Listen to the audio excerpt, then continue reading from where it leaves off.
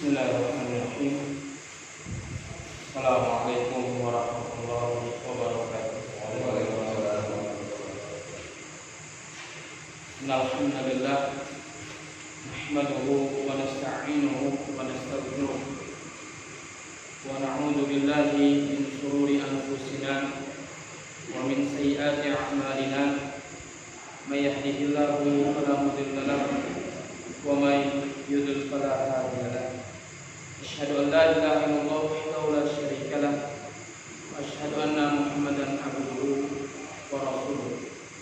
Allahumma shalli wa sallim wa barik ala nabiyyina Muhammadin wa ala alihi wa ashabihi wa man tabi'ahum bi ihsani ila yaumiddin. Amma ba'd. Jamaah kaum muslimin yang senantiasa Allah Subhanahu wa taala muliakan, kembali kita bersyukur pada Allah Subhanahu wa taala atas segala nikmat karunia yang Allah taala berikan kepada kita, sehingga kita masih mampu menjalankan apa yang Allah taala perintahkan kepada kita, dan kita berusaha maksimal mungkin dengan kemampuan kita untuk meninggalkan segala apa yang Allah taala larang kepada kita. Salawat dan salam kepada Allah Subhanahu wa taala limpahkan, curahkan pada nabinya yang mulia Muhammad SAW, pada keluarganya, para sahabatnya, dan kepada umatnya yang senantiasa istiqomah menjalankan sunnah-sunnah beliau hingga akhir zaman. Jamaah kaum muslimin yang Allah taala muliakan, kita kembali melanjutkan kajian rutin kita, pembahasan kita Ad-Durus Al-Yaumiyah, Ad-Durusul Yaumiyah, pelajaran sehari-hari yang ditulis oleh Dr. Rasid bin Husain Al-Abdul Karim. Kita sudah sampai di bab tentang wujubu hifdzil awqati wa adam tafriti fiha fima la yanfa'u, yaitu kewajiban menjaga waktu-waktu atau wajibnya menjaga waktu-waktu, adam tafriti fiha, dan tidak bolehnya menyia-nyiakan waktu tersebut fima la yanfa'u, dengan perkara-perkara atau pekerjaan atau amalan-amalan yang tidak ada manfaatnya.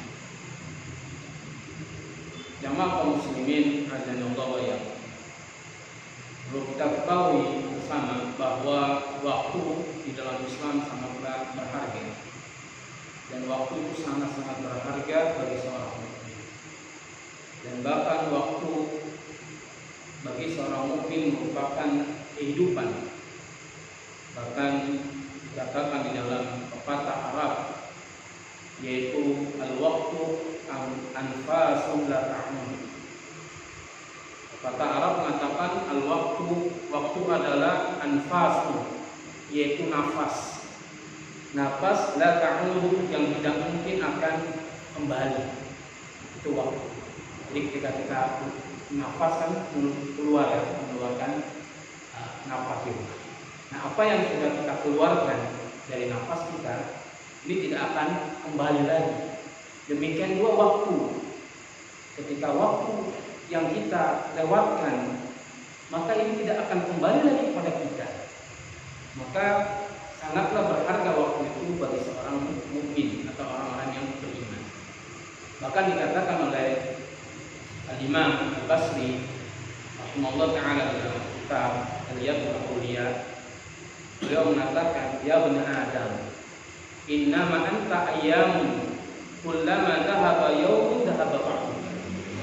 Wahai anak Adam, wahai manusia, sesungguhnya kamu itu hanyalah kumpulan-kumpulan hari. Tiap-tiap satu hari itu berlalu, maka hilang sebagian dirimu. Jadi manusia ini adalah kumpulan-kumpulan hari-hari, di mana apabila satu hari itu telah berlalu dari kita, maka akan hilang sebagian dari diri kita. Itu adalah waktu. Maka sangat penting. Dengan pentingnya waktu di dalam Islam sampai-sampai Allah Subhanahu wa taala bersumpah di dalam ayat Al-Qur'an atau di dalam salah satu surat yang terdapat dalam Al-Qur'anul Karim, Allah bersumpah dengan atas nama waktu, yaitu dalam surat Al-Asr. Allah taala mengatakan wal asr, demi masa, yaitu demi waktu. Innal insana lafi khusr, sesungguhnya manusia itu sungguh dalam keadaan merugi. Jadi dalam ayat ini Allah taala mengawali dengan huruf taukid, yaitu inna. Innal insana, dan inna sesungguhnya. Taukid itu artinya sebagai penguat di dalam kalimat yang dilontarkan atau yang diucapkan. Innal insana, sesungguhnya manusia. Kemudian Allah taala juga menggunakan huruf taukid tadi, yaitu lam, lafi khusr, sesungguhnya manusia sungguh dalam keadaan merugi.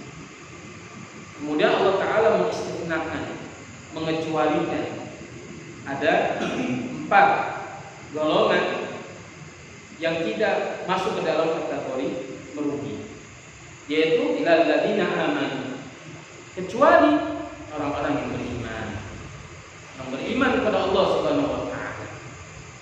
Kemudian wa amilus shalihat, setelah beriman yaitu mengerjakan amalan saleh, karena tidak cukup dia hanya sekedar beriman tetapi tidak dibarengi dengan, dilengkapi, disempurnakan dengan amalan saleh, dengan melakukan amalan-amalan saleh, yaitu perbuatan-perbuatan saleh atau ibadah yang Allah taala perintah. Wa amilus shalihat, dan orang-orang yang mengerjakan amalan saleh. Kemudian wa tawassaw bil haqq, dan orang-orang yang senantiasa saling nasihat-menasihati tentang kebenaran, yaitu berdakwah, menyampaikan kebenaran, menyampaikan yang hak dari Allah dan Rasulnya. Kemudian tawassaw bis sabr, dan orang-orang yang senantiasa saling nasihat-menasihati tentang kesabaran. Inilah pentingnya waktu di dalam Islam. Sampai tadi Allah taala bersumpah dengan atas nama waktu, yaitu al-asr. Kemudian juga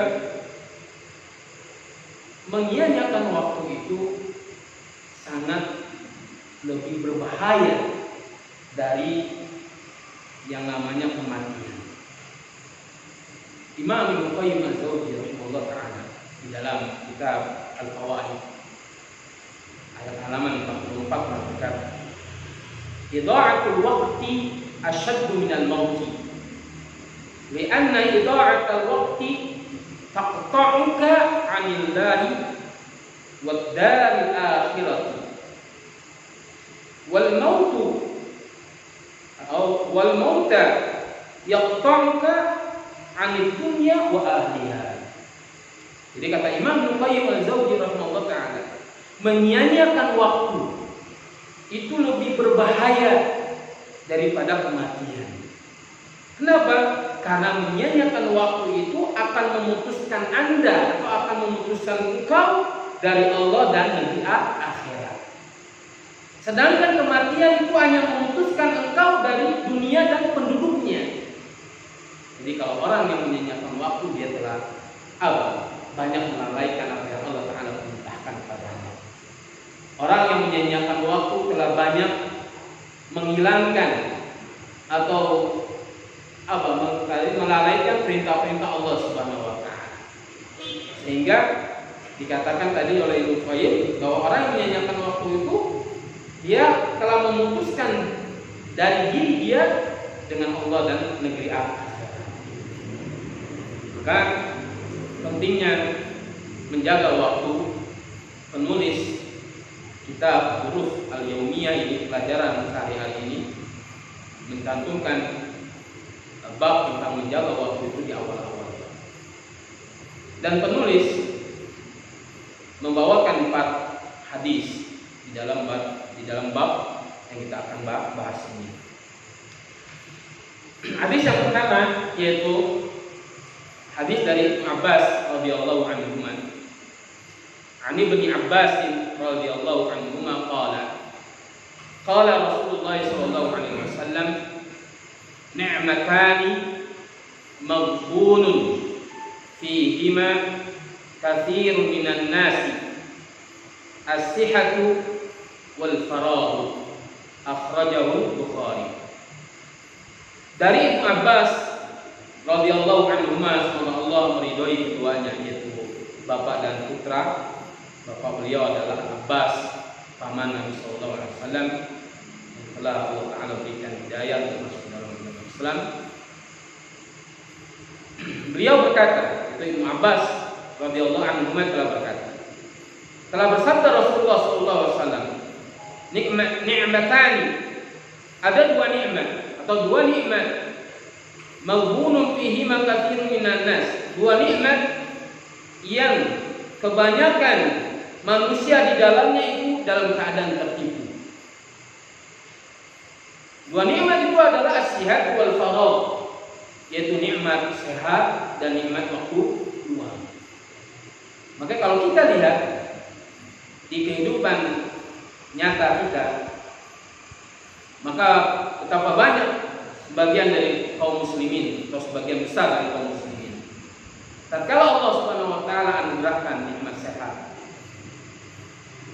tidak sedikit dari mereka itu lalai dari apa yang Allah Taala perintahkan. Dan terkadang banyak juga di antara mereka menyepelekan. Dia menganggap masih ada waktu.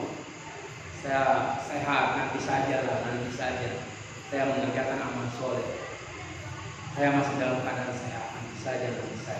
Sehingga dia menyepelekan dan tertipu dengan nikmat tersebut. Demikian juga nikmat waktu luang. Banyak juga manusia tertipu dengan nikmat waktu luang, sehingga dengan nikmat waktu luang mereka menjadilah lalai. Oleh karena itu Rasulullah SAW di dalam hadis yang lain mengingatkan kita, "Iqtanim khamsan qabla khamsin." Gunakanlah 5 perkara sebelum datang 5 perkara yang lain. Di antaranya adalah sihataka qabla saqamika. Waktu sehatmu sebelum datang waktu sakit. Ini peringatan dari Rasulullah SAW. Jadi ketika kita mendapatkan nikmat sehat, maka gunakan nikmat sehat itu untuk beribadah kepada Allah Subhanahu wa taala. Karena ketika kita mendapatkan nikmat sehat dan berbadan sehat, bertubuh sehat, maka kita akan kuat ketika menjalankan ibadah kepada Allah Subhanahu wa taala. Kuat berjalan dari rumah menuju masjid. Kuat melakukan sholat sunnah, kuat melakukan sholat fardu secara berjamaah. Seperti itu. Tetapi kalau dalam keadaan sudah sakit, maka fisik pun akan berubah menjadi lemah.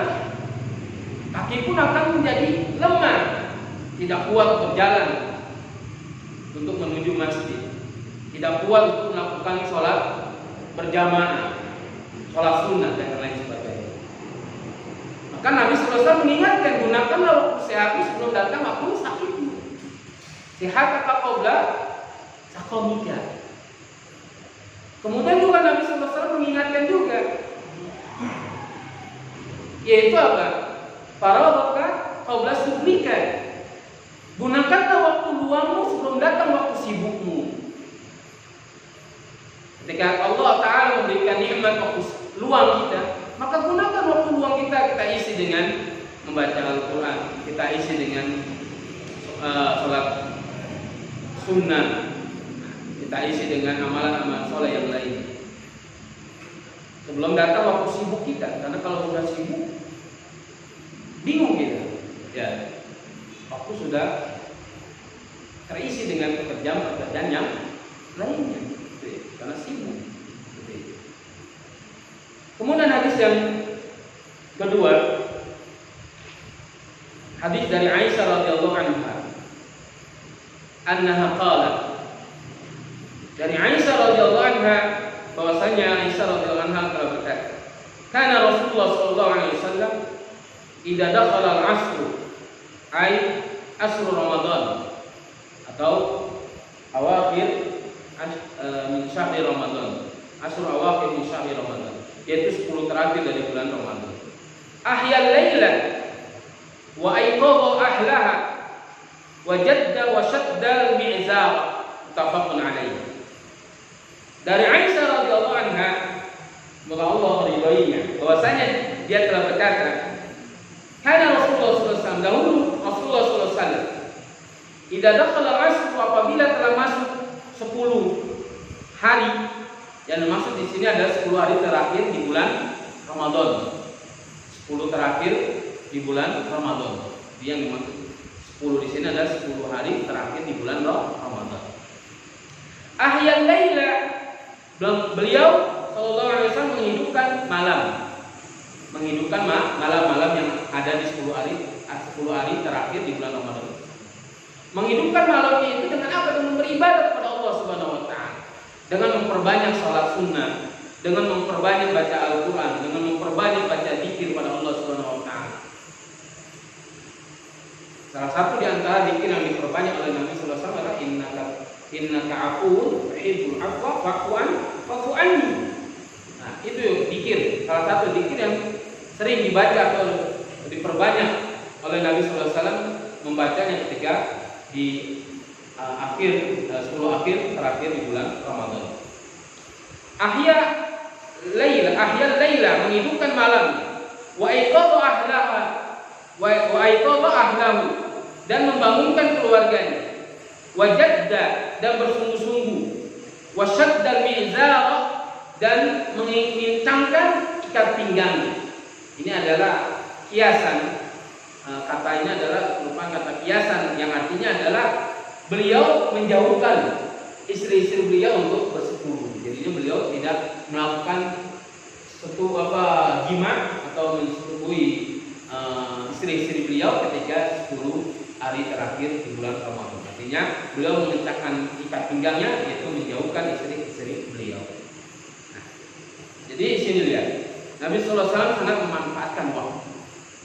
memanfaatkan waktu terutama 10 hari terakhir di bulan Ramadan.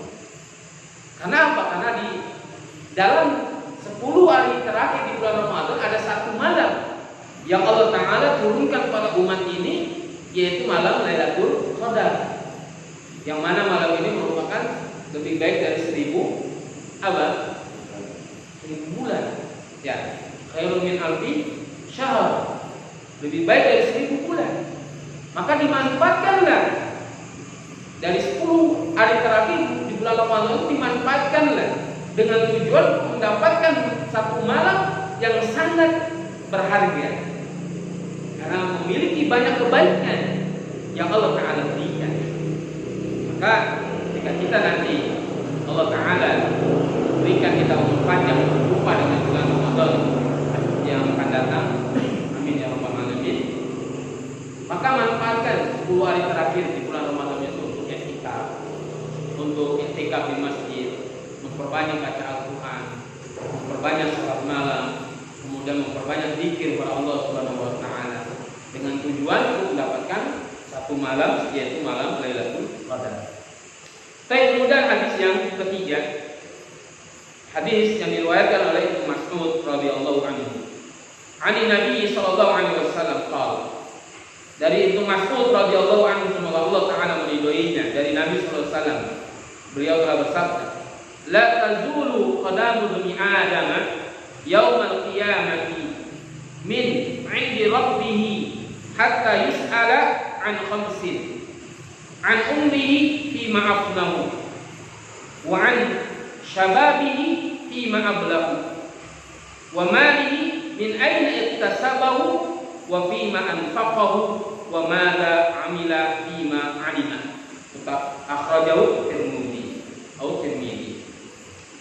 Dari Ibnu Mas'ud, semoga Allah meridhoinya, dari Nabi sallallahu alaihi wasallam, Nabi sallallahu alaihi wasallam telah bersabda, tidaklah bergeser kaki seorang anak Adam pada hari kiamat di sisi rohnya, sehingga ia ditanya tentang 5 perkara. Dalam riwayat yang lain dikatakan hatta yus'ala an arba', sehingga ditanya tentang 4 perkara. Dan riwayat ini tentang 5 perkara. Yang pertama ada an-umrihi fima afnahu, tentang umurnya. Tentang umurnya, untuk apa dia habiskan, dia gunakan. Jika Allah Ta'ala memberikan umur panjang pada seorang hamba, maka umur yang panjang itu akan ditanya oleh Allah Subhanahu wa Ta'ala, untuk apa dia habiskan umur tersebut. Kalau misalnya umurnya dia lakukan untuk beribadah kepada Allah Subhanahu wa Ta'ala, untuk melakukan amalan soleh, maka umur tersebut jadi umur yang berkah. Karena di antara salah satu umur yang berkah adalah umur yang dia gunakan untuk beribadah kepada Allah Subhanahu wa Ta'ala. Umur yang dia gunakan untuk melakukan amalan soleh, ini adalah umur yang berkah. Gitu. Kemudian wa an syababihi fima ablah, masa mudanya, akan ditanya masa mudanya. Untuk apa dia gunakan masa muda dia? Apakah dia gunakan hanya untuk sekedar perbuatan-perbuatan yang lagu, yang tidak ada manfaatnya, yang sia-sia, main-main, atau sebaliknya dia gunakan masa mudanya untuk menghafal Al-Quran Karim, untuk mengkaji Al-Quran Karim, mengkaji hadis Nabi Sallallahu Alaihi Wasallam, mempelajari Al-Quran, mempelajari hadis Nabi Sallallahu Alaihi Wasallam, kemudian menghafal hadis, menghafal perkataan para ulama dan yang lainnya. Maka dia akan menjadi seorang pemuda yang memiliki keberkahan. Kemudian juga yang berikutnya adalah tentang hartanya. Harta akan ditanya dua sisi atau dua hal. Yang pertama, harta itu akan ditanya dari mana kau dapati harta itu. Jadi harta itu akan ditanya dari dua arah. Arah yang pertama, dari mana kau dapatkan harta itu? Apakah engkau mendapatkan dari arah yang Allah Ta'ala tidak ridhoi, atau dari arah jalan atau cara yang Allah Ta'ala murkai? Itu semua akan ditanya oleh Allah Subhanahu wa Ta'ala. Kemudian setelah ditanya dari mana kau dapati harta itu, Allah Ta'ala pun akan menanya, untuk apa harta itu engkau belanjakan, engkau habiskan, engkau infakkan. Apakah engkau menginfakkan untuk apa? Jihad fisabilillah, untuk keperluan dakwah, untuk apa? Menyantuni anak-anak yatim, atau menginfakkan untuk keluarga dan istri, anak dan istri, seperti itu. Karena memberikan infak kepada anak dan istri ini merupakan ibadah atau sedekah dan ibadah. Kemudian yang terakhir ada tentang ilmu. Ilmu yang kita pelajari ini semua pun akan ditanya oleh Allah Subhanahu wa Ta'ala. Apakah ilmu yang kau pelajari itu kau amalkan ataukah tidak? Jadi, wa madza amila, apa yang kau lakukan, bima alima, terhadap apa yang kau ketahui, terhadap apa yang kau telah pelajari. Jadi ilmu ini bukan sekedar kita belajar sudah selesai, sudah tahu tentang hukum ini, tentang hukum itu, sudah tahu tentang cara ibadah seperti ini, ibadah seperti itu, sudah tahu, kemudian kita tidak praktekkan, tidak kita amalkan. Ini akan ditanya oleh Allah Subhanahu wa Ta'ala. Dan ilmu itu akan menjadi bumerang bagi kita, akan membahayakan pada pemiliknya apabila ilmu itu tidak diamalkan, hanya sekedar dikoleksi dan disimpan saja. Tetapi tidak diamalkan. Ini akan jadi malapetaka bagi pemiliknya. Dan sebaliknya, apabila ilmu itu akan digunakan, diamalkan, ini akan menjadi menjadi syafaat dan akan membantu dia di akhirat kelak. Bagaimana hadis Nabi sallallahu alaihi wasallam cukup ma'ruf dan masyhur dalam kaum muslimin, idza mata bani Adam inqata 'amalu illa min thalath. Apabila anak Adam itu manusia itu mati, maka terputus amalannya kecuali di antaranya ilmu yutafa'u bi, yaitu ilmu yang dimanfaatkan, artinya yang diajarkan, didakwakan pada orang lain.